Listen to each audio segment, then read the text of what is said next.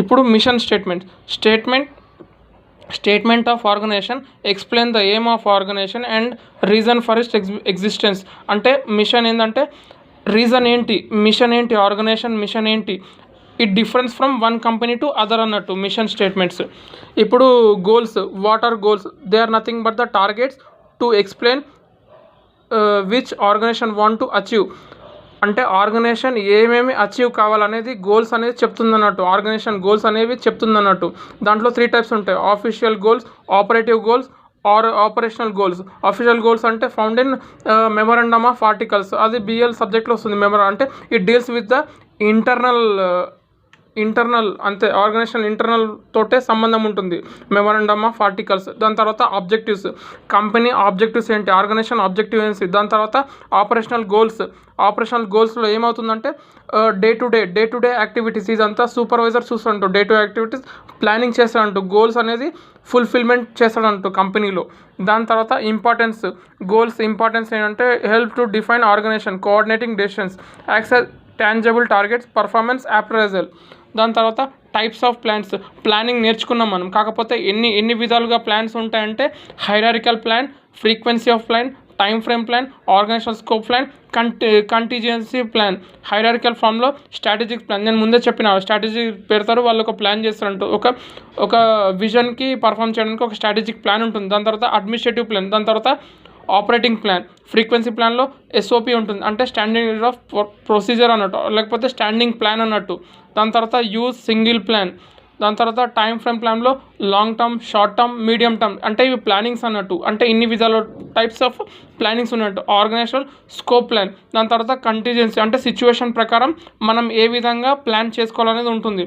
Steps in planning, అంటే ఇప్పుడు మనం ప్లానింగ్ నేర్చుకున్నాం, టైప్స్ ఆఫ్ ప్లానింగ్ నేర్చుకున్నాం, ఇప్పుడు స్టెప్స్ నేర్చుకోవాలి. అంటే ఒక ప్లాన్ చేయాలంటే ఏమేమి స్టెప్స్ ఉండాలంటే క్రియేటింగ్ అవేర్నెస్ ఉండాలి, వేటి గురించి మనం ప్లాన్ చేయాలో మనకు తెలిసి ఉండాలి. దాని తర్వాత సెట్టింగ్ గోల్స్. దాని తర్వాత ప్రిమిజింగ్, అంటే క్రియేటింగ్ అజంప్షన్ చేసుకోవాలి, ఇది ఇలా చేస్తే ఇలా అవుతుందని మన మైండ్లో మనం అజంప్షన్ చేసుకోవాలన్నట్టు. Analysing course of action, establishing supportive plan. ఇక్కడ కూడా నేను ఒక షార్ట్ కట్స్ పెట్టాను: గాస్ అండ్ ఈఎస్పి. కాస్ అంటే క్రియేటింగ్ అవేర్నెస్. దాని తర్వాత సెట్టింగ్ గోల్స్. దాని తర్వాత creating assumptions, analysing course of action, establishing supportive plans.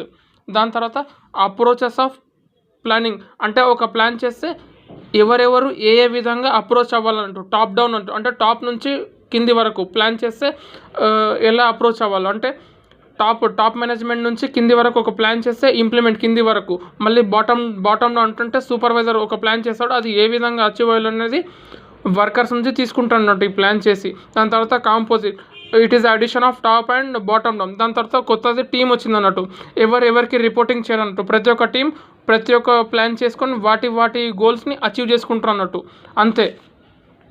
Next planning in dynamic environment, external environment, internal. Planning అంటే డైనమిక్ అంటే ఏంటంటే ఎప్పుడు చేంజ్ అవుతూనే ఉంటుంది అన్నట్టు. మన సొసైటీ కానీ, మన టెక్నాలజీ కానీ, చుట్టుముట్టు ఎన్విరాన్మెంట్ ఎప్పుడు చేంజ్ అవుతుంటుంది. అంటే వాటితో పాటు మన ప్లానింగ్ ఎలా ఉండాలనేది చెప్పేదే డైనమిక్ ప్లానింగ్ అన్నట్టు. ఇప్పుడు ఎక్స్టర్నల్ ఉంటుంది, ఇంటర్నల్ ఏమో ఆర్గనైజేషన్ పరంగా ఏ విధంగా మార్పులు చేర్పులు చేస్తే ప్లాన్ చేయాలి. దాని తర్వాత ఎక్స్టర్నల్ అంటే పెస్టల్ మోడల్, PESTEL పెస్టల్ అంటే political, economical, legal, technological and environmental. ఇవి ఎప్పుడు చేంజ్ అవుతున్నాయి, దీస్ ఆర్ అన్కంట్రోలబుల్. అది ఎప్పుడు చేయాలంటే ఎక్స్టర్నల్ ఉన్నప్పుడే చేయాలన్నట్టు. నెక్స్ట్ వన్, ఇప్పుడు డిసిషన్ మేకింగ్ చూద్దాం. A process of identification and selection of an action from a number of alternatives courses of action for resolving a problem in organisation. అంటే ఒక ప్రాసెస్ని ఐడెంటిఫై చేయాలి, selection of action from number of alternatives ఒక ప్రాబ్లమ్ని ఎలా solve చేయాలని తీసుకునేదే decision making అన్నట్టు. క్యారెక్టరిస్టిక్స్ అంటే ఒక డిసిషన్ చేయాలంటే ఇవి ఫ్యూచర్స్ ఉండాలన్నట్టు, ఇవి ఉంటేనే డిసిషన్ మేకింగ్ అవుతుంది. అదేంటి? Object oriented process, wider scope, dedication of time, important part of planning, continuous process, alternatives, dynamic process.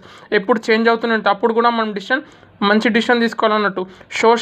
Social and human process, analytical and intellectual process. చెప్తున్నాను కదా, ఈ క్యారెక్టరిస్టిక్స్ ఉంటేనే డిసిషన్ మేకింగ్ చేయగలుగుతాం మనం.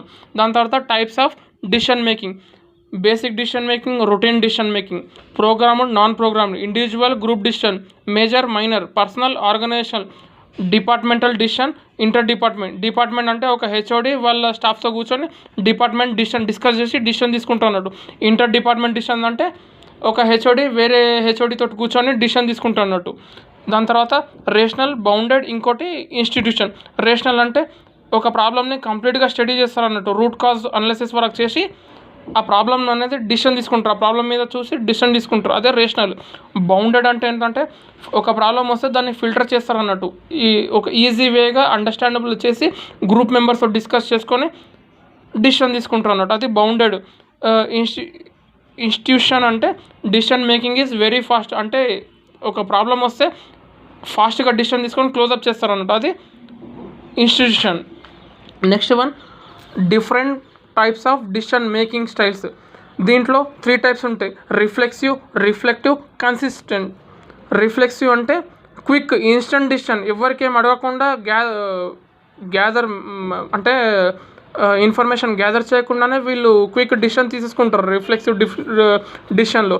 రిఫ్లెక్టివ్లో ఏమవుతుందంటే హ్యూజ్ టైం ఒక ఇన్ఫర్మేషన్ తీసుకొని gather చేసుకొని దాన్ని స్టడీ చేసి అనలైజ్ చేసి డిసిషన్ తీసుకుంటారు అంటారు రిఫ్లెక్సివ్లో.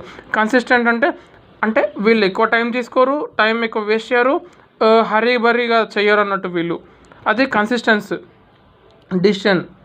ఎప్పుడైనా సరే ఆర్గనైజేషన్లో కన్సిస్టెంట్ డిసిషన్ మేకింగ్ తీసుకుంటేనే ఆర్గనైజేషన్ అనేది సక్సెస్ఫుల్ అవుతుంది. Next, decision making process. ఒక డిసిషన్ తీసుకోవాలంటే వాటి ప్రాసెస్ ఏంటి, ఎలా డిసిషన్ తీసుకోవాలంటే ఆబ్జెక్టివ్స్. ఇక్కడ కూడా ఒక చిన్నది చేశాను, ఓడిపిగా ఐఏఈఆర్, ఇది ఒక చిన్న ఫార్మాట్ అన్నట్టు షార్ట్కట్లో, ఇది గుర్తుండడానికి ఎగ్జామ్లో రాయడానికి స్టూడెంట్స్కి హెల్ప్ చేయడానికి. స్పెసిఫైయింగ్ ద ఆబ్జెక్టివ్స్ అనేవి ఉండాలి. Defining the problem. Next one, generating alternatives ఎన్నైనా ఆల్టర్నేటివ్స్ వస్తుంటాయి డిసిషన్ తీసుకునేటప్పుడు. దాని తర్వాత ఒక మంచి ఎవాల్యూట్ అవుతుంది అన్నట్టు మన ఆల్టర్నేటివ్స్. దాని తర్వాత సెలెక్షన్ ఆఫ్ బెస్ట్ ఆల్టర్నేటివ్స్, ఒక 50 ఆల్టర్నేటివ్స్లో ఒక మంచి ఆల్టర్నేటివ్ సెలెక్ట్ చేసుకోవాలన్నట్టు. దాని తర్వాత ఇంప్లిమెంట్ చేయాలి, ఇంప్లిమెంటింగ్ ఆఫ్ యాక్షన్. దాని తర్వాత రిజల్ట్స్, మనం తీసుకునే డిసిషన్స్ రిజల్ట్స్ ఏ విధంగా వస్తుందో అది ఎవల్యూషన్ చేసుకోవాలంటూ. Next, approaches of decision making. Autocratic decision making అంటే వీడెవ్వడు డిసిషన్ వాళ్ళే సోల్గా డిసిషన్ తీసుకుంటారు అన్నట్టు ఆటోక్రేటిషన్లో. Next one, group discussion. Consultative, participative.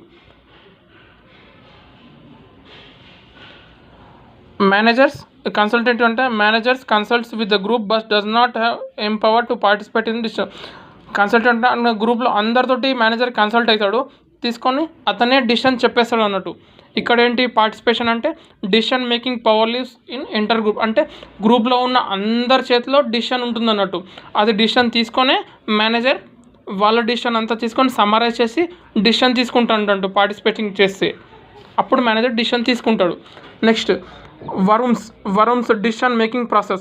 వరూమ్ అనేటైనా ఒక డిసిషన్ మేకింగ్ ఎలా తీసుకోవాలి, ఒక లీడర్కి ఏవేవి క్వాలిటీస్ ఉండాలి డిసిషన్ తీసుకుంటే. అంటే ఇప్పుడు డిఫరెంట్ సిచ్యువేషన్ వస్తుంది, అప్పుడు అన్ని ఒక్క డిసిషన్ అన్ని దానికి ఫిట్ కాదన్నట్టు ఆ దాంట్లో.